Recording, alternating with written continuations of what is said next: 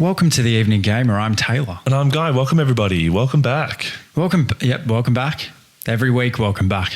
It's a nice way to start. People feel like they're in the mix. Yeah, welcome. Yeah, no, fuck you. Welcome back. Welcome back to everybody. the Evening Gamer. We're a gaming podcast that talk about gaming and talk a lot of shit about gaming. Very true. If the name we wasn't get across a giveaway. some news. The Evening Gamer, you're here. Oh, God. You're back again. Same intro music. We are very happy to have you. We are very happy to have you, and we've got a fantastic episode today. I'm very excited for it. We've got sort of two reviews. We're going to do them back to back, just sort of cards on the table. So we're going to do Warhammer 2, and then we're going to do Assassin's Creed Shadows as sort of a double-let recording, but you'll hear them in two separate episodes. That's it. We're out here working hard for you. It's tough to get you and I in the same room sometimes. Our life is taking us in directions at the moment, and it's difficult. We got to record when we can. Yeah, your boy's down in the Shire now. I know. You've given Shire's a big place. The general vicinity. I thought it was just one beach. Nah, Shire's fucking huge. The Shire. I don't know if I've ever been there. Saying you're from the Shire is like saying you're. Also, I love the fact that there's going to be people overseas who think you're going to be from Hobbiton, like you're in New Zealand or something. I thought they would have thought I was from like Geordie Shore or something. Well, the Shire, is that the Hobbit place? Yeah, that's Lord of the Rings. There you go. Fuck, I would love to go back and binge that trilogy again. What, do the extended You know cut? what I was thinking on the way over here? I was pondering in my car. I feel like you're about to tell me. I fucking hate it when you do that. Like, I'm not allowed to preface my next point.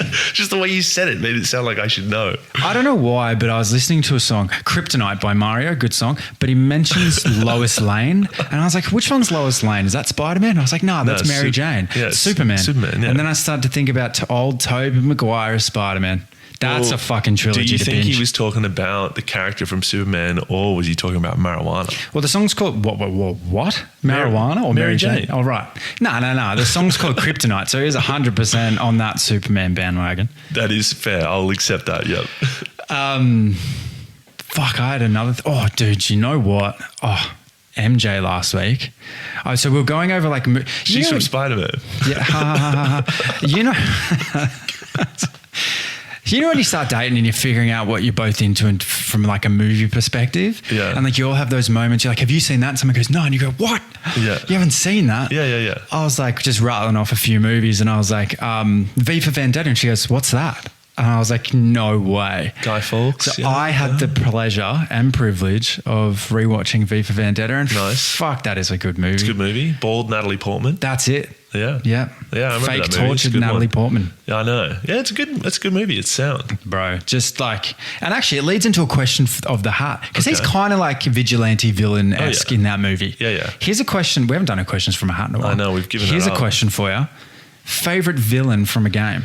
And like, I don't mean like boss. We've done favorite boss. I mean like villain, like Bowser, Mario, or like fucking Ganondorf, Zelda. Like villain, there to stay, never gets it right, but like fair. I mean, like, keeps coming up. I always like a good villain that is sort of has, what's the word for it? Like, there's a humanity to them. They're not like a villain per se and just like, fuck you, I'm doing this because I hate you. But there's like a moral driving force behind them. Like there's reason. Yeah, like, you can kind of see where they're coming from. But I mean, so like Red Dead Redemption 2, the gentleman in that one was always that's a good Dutch. one. Is he the villain? Yeah, he is actually. Yeah. And then the race from Mass Effect, I can't even, the Reapers. Oh yeah. And like, they did them so well. Like they sort of set it up, and then when you finally like come across them and then they come out of like the dark void, it is such like a cinematic moment. Yeah, they're good ones. They're good. You know who's a shit villain? I think you're about to tell me. See what you did there. Is who's the fucking villain in Assassin's Creed Shadows? I don't know. Yeah, I mean, Shadows. Well, so like having played that game through now, I got to the end, and this is we'll cover it off when we do the review. But there was no bourgeois, the this group of Italians, or whatever in the previous like games. the common enemy kind of. Well, the clear big bad that you kind of verse at the end, he's holding an apple of Eden. There's a big old fight about it. Yeah, like you always know in a game where it's coming together at the end for you, like what the crest of the game is going to be. Yeah, and like you always know before you walk into the final boss, like what it's going to look like. Fucking warning message going, you can't turn back now. Like this is it, kind of thing. Yeah, and in Assassin's Creed, it was just like so replaceable. All these people that you had to kill, and there was so many times I was just like, what did they do again? What did they tripped over a child, so I've got to murder them and all their friends. Like it was so vague. That just shows bad storytelling. Oh mate, when you don't know who you're fighting.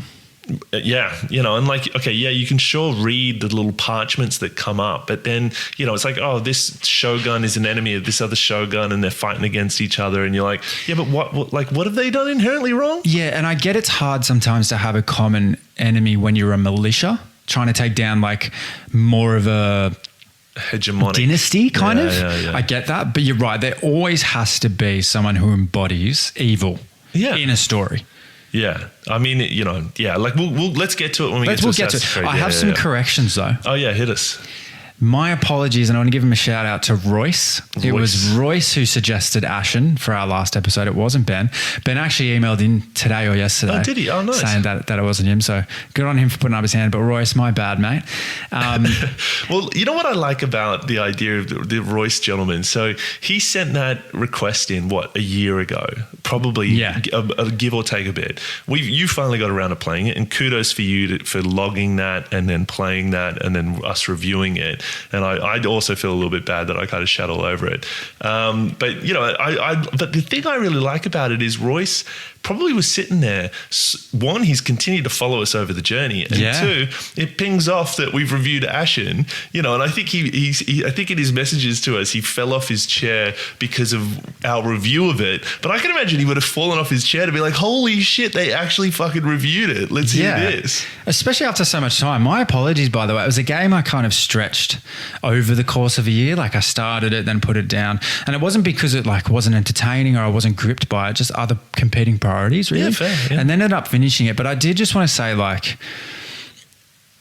I might go through and maybe make some adjustments to the score, like very, very minor. I think did he write in and he was like, I disagree? Like, no, not really. But like we try and remain completely objective. Yeah. And like sometimes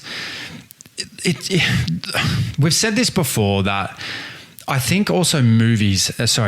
I think how IGN rates games and how other platforms rate games, we're so used to our favorite games getting 9s and 10s, and it kind of saturates the market and doesn't give like a proper indicative view of a game and what they try to achieve in a game and how well they did particular aspects, which is why when we review, we have our pillars.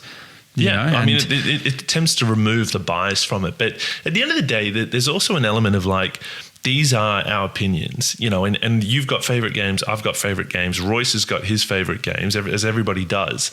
And sometimes, even you and I have these disagreements from times where you go, I played this game fantastic. And then they jump on and they go, what the, like, this isn't all given what I thought it was. I mean, there is those games that rise above the ranks, and Expedition 33 is a perfect example where everybody's saying that's a good game. And I think you got to remember that if a game in our review system scores between 9 and 10, it's an all-timer. Yep. It's an all-timer game. If it gets between 8 and 9, it is a gold tier top game. Between 7 and 8, it's incredibly fun. And then from kind of 6.5 to 7, it's still a great game. And I think that stands. I think Ashen got high 6s. It was a good looking game, added a lot of entertainment. They took a couple of risks. Like if you were to put it beside an S tier game, you can see why it scores where it does. So I just wanted to like kind of give that a shout out that like we're trying to remain objective here. Yeah, we're trying our best, And it's our experience of a game. That's it. I was speaking to a mate the other day and he loves action movies. Right. Like any action movie that and look, I hate them. I think they all suck. Action movies are the worst kind of movies, man. They're just so predictable. The good guy always wins. The good guy always runs around killing 48,000 people somehow. Yeah. It's so far from reality. It's just loud noises and CGI and Jason Statham being like, what are you going to do, man? You know what I mean? And it's all just so hokey, but he fucking loves them. Yeah. Okay. And he goes, I just disregard reviews because whilst they might, you know, in terms of how it competes with the best movies out there, it's not a representation of how I enjoyed them. Sure. And I was like, that's fair. Yeah, I mean, that's a totally valid way to do it. I mean, like, I tend not to read reviews or look at trailers for movies before I go see them for that reason alone. But oddly enough, I do look at it for games because it's an investment. I want to make sure I'm going to enjoy the game before I buy it. You know, and I watch before you buy clips and all these sorts of things to inform myself. So it's an interesting one of that difference between movies and games and what makes you decide to put in for it. But I mean, with action movies, I wouldn't pan the entire genre. I would just say they're often, you know, one, they put bums on seats, and Jason Statham, despite putting out a decade of B, C tier, still somehow is getting people to watch his shit. And if they weren't watching his shit, he would have been like, I'm trying to think of some of these yesteryear ones who were holding on for dear life, like, you know, and churning out really deep, you know, low tier stuff. But I agree with you that a lot of them are very simplified. There's one on Netflix that's come out recently called Havoc, I think it is. Yeah, right. And it's got Timothy Oliphant in it, and I always forget his name. The guy who played Bane. What's his name? The guy who played Bane. Yeah, and Batman. I always forget his name as well. I can see his face. He's bloody in everything. He's in Peaky Blinders, Warrior. Yeah. Okay. I think everybody knows who we're talking about. Oh, you got it. Come on, get it. It's right there. No. Okay, so Tom Hardy. Yay! So Tom Hardy, Timothy Oliphant, and there was Forrest Whitaker. You know, so it's got three fairly tasty names. So I was Lazy Eye was on there as well. Sorry. He's a great actor, by the way. It's a joke. I'm sorry. I gave it a go. And what I thought was going to be a simple action popcorn on Netflix, you know, so it's not in the cinemas. It's just come out. I watched it, and one, insanely violent. Like the violence level of what is a normal action movie where it's like, okay, like guns are getting fired. Kind of stuff. Yeah, it's all on screen. And people are just like, and the amount of bullets per death, it's like to confirm a kill, they're firing like 40 rounds into a person and it's blood splatter everywhere. Jesus. And I was like, sounds like a Quentin Tarantino movie. Kind of, yeah. The storyline was just overkill. Kind of subpar. And the they always are. That's the problem. The acting wasn't fantastic. Like you could tell Forrest Whitaker was dialing it in a bit, but you know, sort of not giving a grade performance. But nonetheless, it was like kept me watching through the whole thing. It's a spectrum. I didn't want to paint a whole genre. There was Ryan Gosling was in a couple of action movies in 2023. They were fucking hilarious. I've forgotten the names of them. Don't quiz me on them right now. But also like arguably Dune Part 2 would be action, with a little bit of sci-fi in there. Yeah. And that's by far one of my all-timers. So I mean, like The Departed. It was more just to exemplify. The Departed. There's a sort of good action crime sort of thriller. That's heavily drama though. Well, yeah, but with moments of sort of, you know, gunfights and all the rest of it. And, you know, so I think, you know, like any genre, there's such a wide variety of them. Anyway, how did we get here? What are we talking about? Royce and Ashen. Yeah. Shout out to Royce. Thanks for recommending a good game, man. Like I had a lot of fun playing it. And feel free to write in and give us any other recommendations. T is our resident giving a go to these games. Yeah, I feel like, I mean, you range a bit more wider than I do in the games you play. I'm sort of fairly down the middle. I do. I finished Banjo-Kazooie with the miso. Nice. It's on Game Pass. Fuck, that is so much fun, bro, and such a throwback. Interesting, okay. I've been playing Mario Odyssey. I'm playing The Last of Us. I've started playing Blueprints, and I'm playing Expedition 33. Don't ask me. I actually don't have the time to. It's going to be a slow burn with all of these big games. But yeah, I like to keep pretty fluid. Yeah, fair. I've got so I've just started, or not just started. So Expedition 33, I think I'm like a quarter, 25% through, maybe more. And then I've finished Space Marine 2. I finished Assassin's Creed. Started playing the new Oblivion. You know, so Oblivion and Expedition 33 kind of dropped around the same time. The old remaster. both, I'll save talking about it because I want to give our first impressions in the next episode. But shall we dive into reviewing Space Marine 2? Fucking AC Shadows. Space Marine 2. Sorry, Space Marine Warhammer 40k. Yes. Okay, here we go. So it came out in 2024, September. So this is a bit of a back catalogue one. It was on my list to play for a good while, and I finally got into it. Finished it, went the whole way through, did the single player campaign, to completion, did a whole number of what they call sort of these operations, these side missions where you kind of don't play as Titus, but excuse me, his pals, sort of other crew of guys. And it sold 2 million on launch, 4.5 million, or is that 4.5? Yeah, 4.5 million sort of up until this date and time. It was created on a budget that wasn't what sort of a AAA budget usually was, so it was a little bit tighter team, development cycle was a little bit longer than maybe some AAA games, but they sort of, an article came out recently because AAA games have largely had flops after flops, and a lot of them are probably attributed to Ubisoft, but they're not seeing the sort of, think about Concord, Suicide Squad. There's been a number of these ones that have had devoted mass sort of, budgets,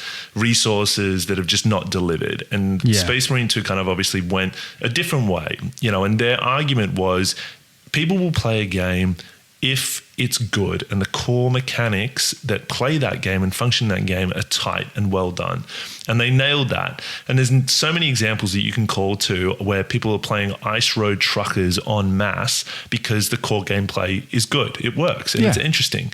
And there's numerous games like that. So this game, was on my list for a long time that I really wanted to play. I'm, having done Warhammers as a kid, my brother kind of got me into them. Space Wolves, were my crew. And then I did Necrons for a bit, which, for any Warhammer person will know these classes. And look, having played Space Marine 1 when I was a kid, this was a great follow-up. I found it a really fun experience. Nice. I've also played 50% of it as well. Nice. Okay, cool. Well, you can debate me on my scores. Sounds great. So it's clearly made by people who have they love Warhammer. Like the attention to detail in this is just insane. From if you've got any kind of nerdy interest in the various chapters of Warhammer, it does sort of play in a lot to the Ultramarines and where Titus went off for a duration of time between the first game and the second game. He was kind of sent off to, I think, the Black Guard or something, sort of as a punishment for him being accused of a chaos, sort of having, turned to chaos. They get you across that backstory gradually and pretty effectively through the storyline. Like if you really pay attention between missions when they're having those conversations in the elevator outside of the spaceship, they get you across that backstory, which I was really impressed with. I also think that they do a really great job, and I know you're about to get into storytelling and world building and all that, but they do a really great job of making you feel really immersed in the Space Marine universe. Yeah.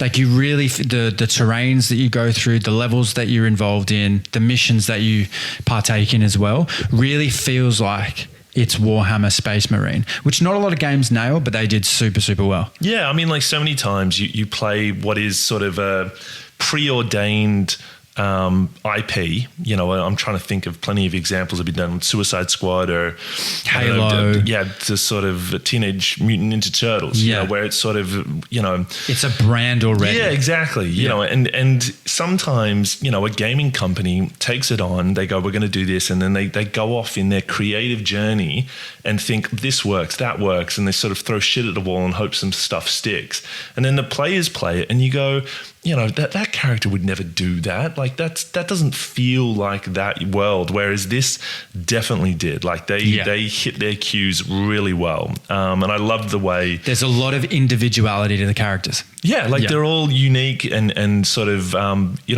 just playing in that environment. It's like every kid's, if you grew up playing Warhammer in that universe and you'd go into the fucking 40k shops, and you'd see the giant boards they'd built, and with these huge structures and mass armies, and they've all got their fucking rulers and doing all the rest of it. I mean, I never got that deep into it. I probably painted it on a few afternoons, and that was the extent of it.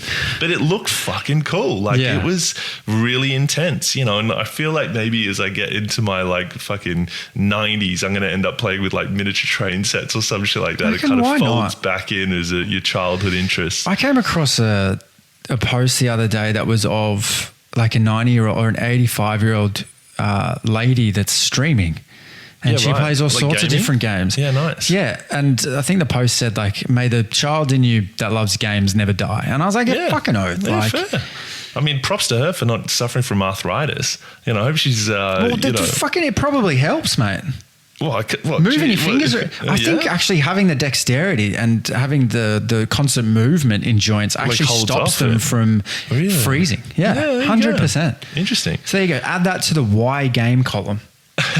It holds off arthritis. And I mean, it probably keeps your motor neurons and your brain functioning firing. There's actually tons of study behind how much more beneficial it is playing a game than watching TV. Well, yeah, I mean, we did talk about, I think we've done it in the past of sort of, the social element, the problem solving, the reaction time. Well, the reaction time. That was the one that always gets me of like the Formula One racers who did the sim racing, and that's how they prep themselves and, et cetera, et cetera. Huge benefits. So, okay, where am I up to? So in this one, Tyranids are sort of the main bad. They're kind of invading this world, and the Ultramarines get sent in to sort of stem the tide a bit. And then the Chaos, of course, turn up. I'm not sort of revealing anything there. Orcs, not in this one. Orcs were sort of in the first game. So nice to see them changing up, the sort of enemies. The enemy build and Yeah. So storyline world building, the cinematics, the way it plays through, the reveals and the twists and the turns over the course of the game kept me entertained. I was very not picking up my phone. I was sort of going, what happens next? How do they get out of this one? That's a cool sequence. I enjoyed the ending. I thought it came to a really good completion. And it's one of those games where like I was left wanting more. So the fact that the way they'd done this, and we've already prefaced with the fact they had a limited budget, they were sort of nailing what they were going to do.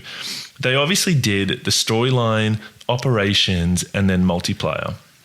And within operations and multiplayer, you could redesign your Ultramarine, and put a different chapter, different guards, level stuff up. All of that I loved, but I sort of wished that was in the main storyline. Me too. It lacks severely in that category. And they introduce you to it in the main storyline as well. It's like between missions, like, hey, go upgrade your stuff, and you go and there's no upgrades. And you're like, what's the deal here? And as a new game, I've known about Space Marine, but I am definitely a new gamer to 40k. Yeah, it was kind of underwhelming. Yeah, I mean, I hate games that taste test you for other parts of the game. I don't need an in-game tutorial that's in the single player for how to use my jetpack when you use it for all of maybe one mission and then you never see it again. Yeah. But then in the operations, you can then pick a dude who uses it all the fucking time. Like that kind of, some games do it a lot like that, where it's like the main storyline is just a trailer kind of thing for another part of the game. The COD is notorious at that. Yeah, that's a perfect example. Yeah. So that kind of thing leads me to probably hit on the final score in some of these categories a little bit. So field mechanics. So you're ripping through enemies, you're catching them in the air, you're ripping them apart. Fantastic. Those little moments where you're surrounded and you just grab a Tyranid and then rip its spine out and the blood flies everywhere. Fantastic. Really hits that kind of satisfaction when you want to play games. Really good. Yeah, and it was their attempt, and I've seen it happen before. Doom does it a little bit with kind of the different color codes of how an enemy's attacking you. Yeah. And what it allows the developers to do is kind of mold together long range and short range combat styles. Yeah. So like you can, red I'm dodging, blue I can actually counter attack. Yeah. It brings my sword into play. As you said, there's a glory kill. I can rip someone in half, do all that type of stuff. So if you learn the combat in this, you can shred. Yeah, absolutely shred. Absolutely, yeah, and it definitely takes cues from Doom, because they also have that function where if you want to get your shields back, you have to do a melee kill or one of those blue sort of moments. And I don't mind that as a gaming function. I guess for me, it's I'm never been a big fan of healing off killing enemies.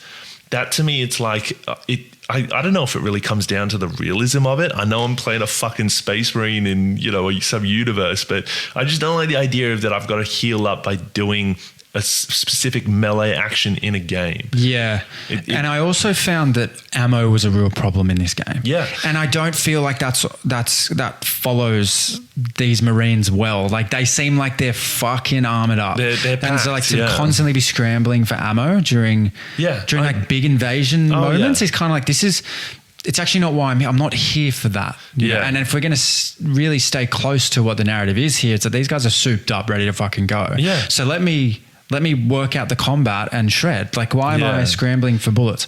Yeah, like that was a part that annoyed me a little bit. Like, I think I would have liked maybe, it's tough though, because they did have a really good variety of weapons in it. They tried to make it scarce. I just don't know if they did it the right way. Yeah, like I almost would have, it's a tough one to how to solve that. Because like it annoyed me too, where like you're standing on the bridge and there's a sea of Tyranids. There's a fucking hive coming at you and it looks sick.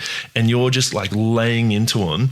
And then you're out of ammo. And then you're empty. And then you're running back and then you're getting more. And it's like you're in a constant sort of almost transportation mode to get more ammo just to clear more of these enemies. Like, And now you're dodging just to get back to ammo instead of dodging to counterattack. And it's kind of like, I don't mind it in a way. It's making me think and be adaptable, but not in the right way. Like I did this. Yeah, it shouldn't. It's almost like an extra challenge just for the sake of it, rather than well thought out plays into the whole game. It felt very mismatchy in some moments. Because like it worked because you're right. It made you adaptable and made you had to kind of input little miniature objectives within a moment you've got to do this, you got to do that, and kind of changed up the pacing of it, because if you did just have infinite ammo, you would just be absolutely shredding. And I think the handgun might have had infinite ammo. I can't remember. I don't think it did. I was switching constantly, and maybe that was a setting I had, but I feel like if you're going to make ammo scarce, you need to make the guns incredibly overpowered, which is what Doom does. You have full ammo in Doom, and you just absolutely shred, which is why they made ammo scarce in Doom Eternal. But like with Warhammer 40k, I didn't feel like my guns were always one shot. Like if you were headshot, but like you were often killing dozens and dozens of enemies for multiple bullets at a time, and then trying to scramble for ammo. So the challenge didn't balance that well. It's like make it overpowered and make ammo scarce, or give me lots of ammo and do what you've done. Do you know what I mean? I know what you mean. Yeah, I think we agree on that one. But to its credit, it did have a good variety of weapons and a good variety of enemy types throughout the course of the game. Yeah, and from a mechanics perspective as well, it made the Juggernaut actually feel nice. Yeah, like the dodge made sense. The counterattacks made sense. Using a sword, you were quite nimble. You had your like ultimate ability, which made you invincible for a time, or whatever setting you had at that time. Like it made that class, which is a class I really like to be nimble and quick in games. Yeah, it made the Juggernaut class like flow well, because the Juggernauts are a separate type. If they are, my bad. I just mean that kind of heavy armor set gameplay kind of thing. Yeah. It's funny though, because like the Space Marines, you've got, so like in the game, I'm sure you got different classes and stuff, but just the whole, they're heavy, mate. They're big, they're heavy, they take up a lot of room. That's very true. Like I love in the game, there's like the Imperial forces, and these are like your run-of-the-mill humans, who have just sort of, we're defending our own planet. Yeah, they suck. And they're fucking terrible. They're the worst. And like the Space Marines roll up, and every single one of them is just like looking up, going like in awe of these units. And then the Juggernaut turns up and you're like, holy shit, like look at the size of that fucking thing. Yeah. It's like man-towns. And some of the Titans, the tank Titans they've got, they're like 40 feet high, like moving massive buildings. Like it's insane. It gives off Matrix Revelations vibes when they're underground and they're getting attacked by the machines, and they're all in those massive pods. That's what playing Warhammer reminded me of. Yeah, I remember that one. Fuck, those movies. So good. I also liked in the storyline, there was a lot of betrayal in the storyline. Yeah, I know. Which was really well written in. His two pals are like questioning him the whole time, going like, are you a Chaos dude? Are you this? And like in some ways it was like, that was kind of the whole first game, and like he then did his time, he's come back, and then they're doing the exact same MacGuffin again, where it's like, are you chaos, are you not? See, for me, it was fresh, but if it was in the first game, a bit of more of the same. It was very similar, and they even had the guy come back who was in the first one. He then has become the chapter fucking priest or something, and at the very end, he takes his helmet off. Yeah, right. Yeah, I think I've just ruined it for you, but anyway. That's fine.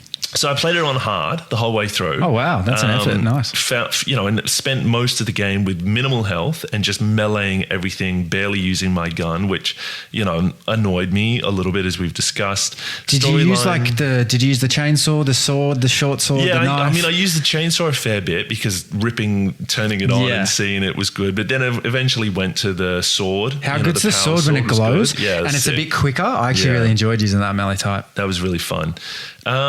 So where am I up to in this? So minimal build, good character development. Is he chaos? Is he not? Yes, as a character, he does develop over the sequence of a game.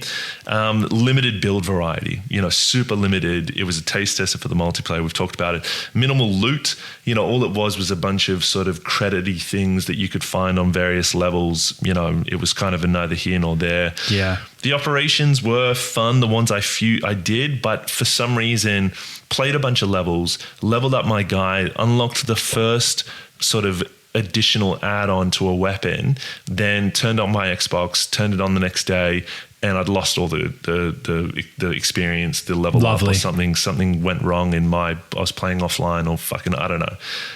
Maybe drop the game, because like if you lose progress, and I was sort of looking at the next game coming up, I was like, nah. There are very few games out there where grinding again is worthwhile. Yeah. And I mean, like, because it's sort of the same operations each time. And I know they're adding in more content all the time, which sort of is making me tempted. And I did re-download it, but then didn't play another minute. There's always that moment where you and the game look at each other and you're like, are we done? We're done. We're done, aren't we? Yeah. And then you uninstall it. Yeah. Yeah. I mean, I do love a good uninstall. Love a good uninstall. The moment I put down Assassin's Creed Shadow and uninstalled that bad boy, I was like, fuck yeah. Deep breath. It wasn't even the deep breath. I was like fucking excited. So I was like, I've got Oblivion and Expedition 33 right around the corner. Okay, so my scores. So storyline, world building. The storyline itself, albeit short-ish, and the world building was fantastic. So I've given it a flat 9, a good 9. I would agree with that. The feel and mechanics, so it played well. The mechanics were there. Again, albeit not super advanced as compared to maybe some other games going around at the moment. So for that reason, I've given it an 8. Copy that. So what are we at? So that was field mechanics. Yep. So challenge entertainment. I played it on hard, so look, it was challenging. But that being said, I didn't struggle so much, so it wasn't really challenging. Couple of headaches with a couple of bosses, but outside of that, not that difficult. Yeah, agreed. So, but was I entertained throughout the game? Definitely. So I've put that probably at about an 8.5. So what have we done? We've done a 9, an 8, an 8.5. Character dev and the build, this one drops for me because obviously the build is not really there in the single player campaign, but it is very much in the operations, which I don't know, if I should sort of minus points on that one, but I gave it a 7.5. Yeah, I'd say that's fair. Probably more as well, just for the fact of them rehashing the same age-old, is he chaos, is he not, from the first game. Would have liked a bit of a different direction there. Yeah.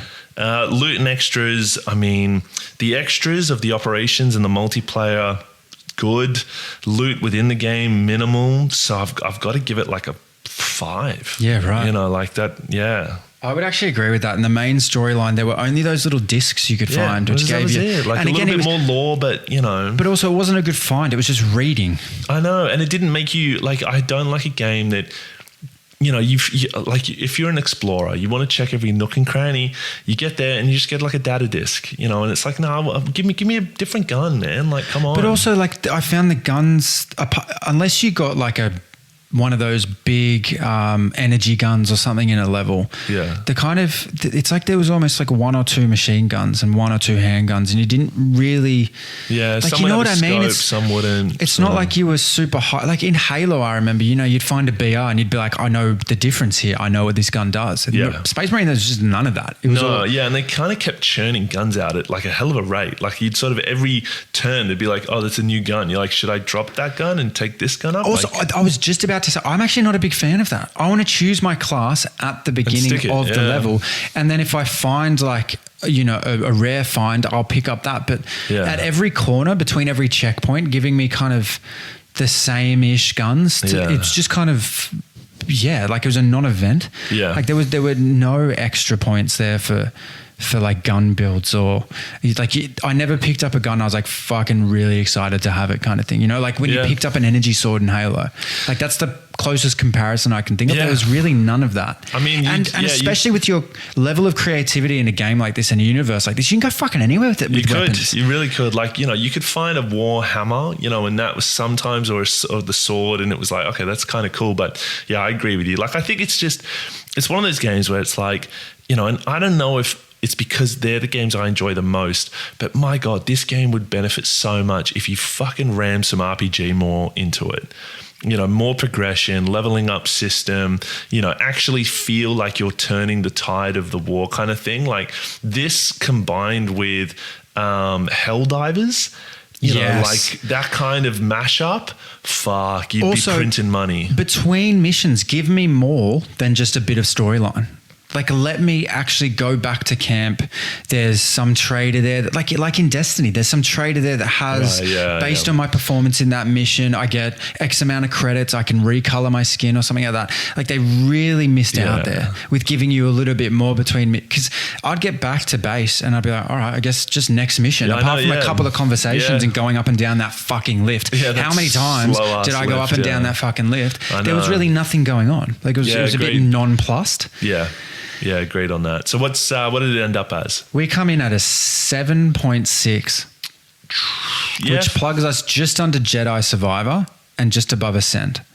And I think from a gameplay perspective, it's better than Jedi Survivor, but from a customization, from a loot and extras perspective, it's not, which is where this game falls down. So I think actually 7.6 for 40k Space Marine 2 is a fair outcome. I think it is too. Yeah, I was just, agreed. I wanted to love it more, and I did enjoy it, but there was a couple of missing links to it. Yeah, and with games like this, you have to ask the question, did the main mission come first, or did multiplayer come first and they built the main mission around that and the storyline around that? And that'll always give you a perspective on what they were trying to achieve. And I think here, even based on the hype I've heard after it dropped, a lot of it was geared towards the multiplayer element. I think they were constantly eyeing that that's off. the holding factor. I feel like it has such a deep lore, Warhammer. It has such a following based on that lore, and I don't know if the storyline did it justice in the way that fans were expecting. I think they're gearing up for a third one. I think they've already sort of said they greenlit that off the success of this one. So I do hope they take it in a bit of a newer direction and put more into the single player campaign. But all in all, good review. He's done it again. Yeah, not bad. Warhammer 40k, 7.6. Anyway, write in. Tell us what you thought about it. Yeah, let us know. Can someone, if you're listening, dear listeners, can someone just be our 50th review on Spotify, please? Can someone just quickly right now, just just leave a star rating. I don't care if it's 1. I do care if it's 1. Don't make it 1. Actually, if it's 1, fuck off. But I'm kidding.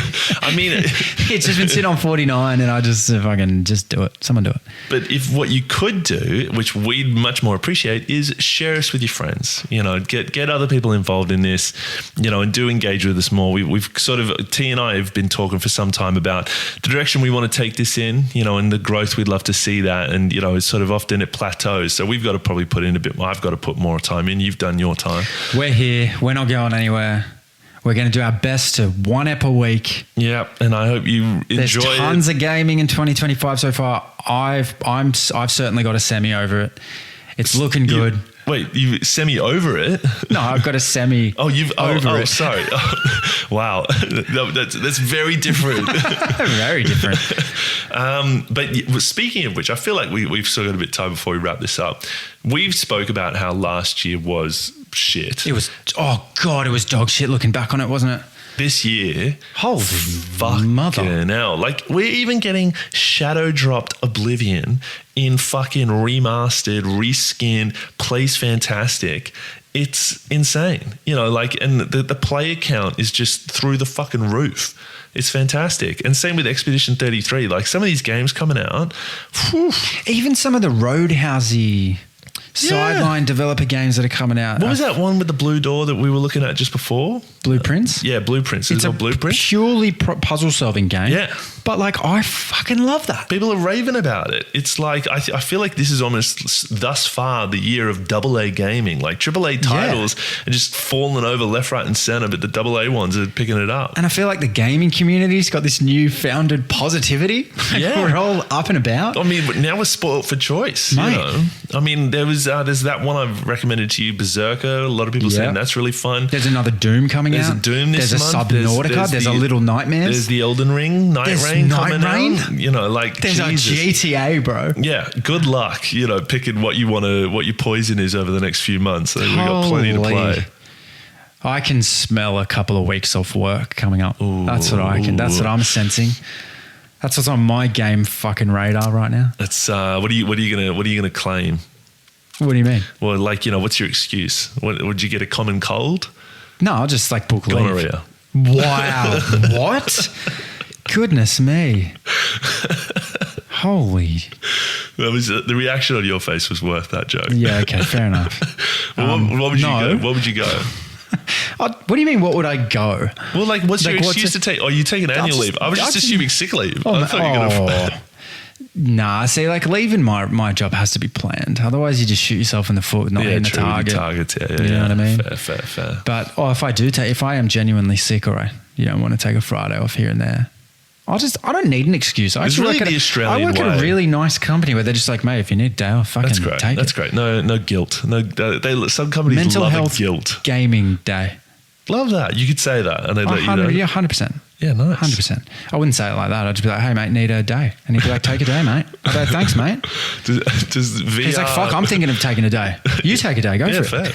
Yeah. I just love the idea of being like, I'm having a mental health gaming day and then you're just on like VR porn the whole day. Or you end up playing FIFA and just breaking 5 controllers. It was the worst mental health experience for you possible. Monday being like, fuck, god damn it, I'm so much more angry. Come here, boss. I'm lamenting on my time off. Fuck. God. Anyway, but most importantly, Guy, don't be an NPC. Keep leveling up, everybody. Thanks, everyone.